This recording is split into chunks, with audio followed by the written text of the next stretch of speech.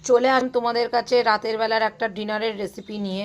তো সেই রেসিপিটা হলো আলু আলু নান, আলু নান রুটি। তো দেখো এখানে আমি দুটো বড় সাইজের আলু সেদ্ধ করে ম্যাশ করে নিয়েছি। এবার এর মধ্যে দিয়ে দেবো আমি, দেখো একটা বড় বাটির 1 বাটি প্রথমে ময়দা দিলাম, এরপর আরও 1 বাটি আমি দিয়ে দেবো, দিয়ে দিলাম আরও 1 বাটি ময়দা, মানে আমি এখানে টোটাল 2 বাটি ময়দা নিয়েছি।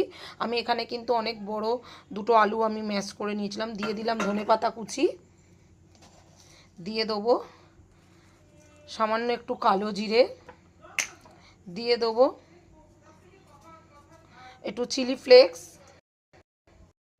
দিয়ে দিলাম চিলি ফ্লেক্স, দিয়ে দেবো স্বাদ অনুযায়ী লবণ, দিয়ে দিলাম স্বাদ অনুযায়ী লবণ, দিয়ে দেবো স্বাদ অনুযায়ী চিনি, আর দিয়ে দেবো এই চামচের হাফ চামচের একটু বেশি বেকিং পাউডার,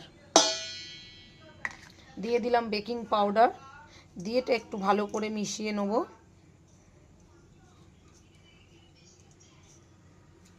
মিশিয়ে নিয়ে এবার দিয়ে দেবো এখানে পরিমাণ আন্দাজ বুঝে টক দই। তোমরা তোমাদের ময়দা আর আলু বুঝে আন্দাজ করে বেকিং পাউডার সমস্ত উপকরণগুলো মেশাবে। দিয়ে দিলাম ওই চামচেরই 4 চামচ টক দই।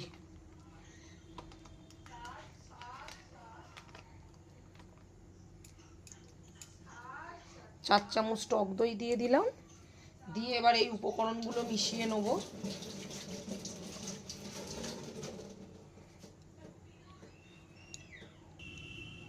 এবার দিয়ে দেবো সাদা তেল পরিমাণ মতন,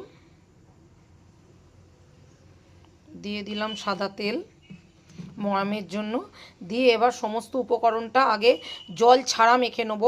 মাখার পর যদি জল লাগে তবেই অল্প অল্প জল দিয়ে ময়দার ডোটা তবেই অল্প জল দিয়ে মাখবো, কারণ এখানে আলু সেদ্ধ আছে, টক দই আছে, সেই কারণে জলটা পরে দেবো, আগে মেখে নেবো তারপর জল দেবো। দেখো এই যে মেখেছি, কিন্তু সামান্য একটু জল লাগবে, কারণ একটু ছাড়া ছাড়া হচ্ছে, তাই এই যে আমি হাতে এইটুকুনি জল নিয়ে এই যে মেখে নেব। তো দেখো এই যে ডোটা মাখা হয়ে গেছে, এবার এটাকে আমি রেস্টে রেখে দেবো 1 থেকে 1.5 ঘন্টা। তোমাদের হাতে যদি অত সময় না থাকে সেক্ষেত্রে তোমরা কিন্তু আধা ঘন্টা রেস্টে রাখতেই হবে। মাখার পরে একটু উপর দিয়ে সাদা তেল মাখিয়ে রেখে দেবো, ঢাকা দিয়ে রাখবো। এই যে 2 ঘন্টার জন্য রেস্ট চারিপাশে লাগিয়ে দেবো।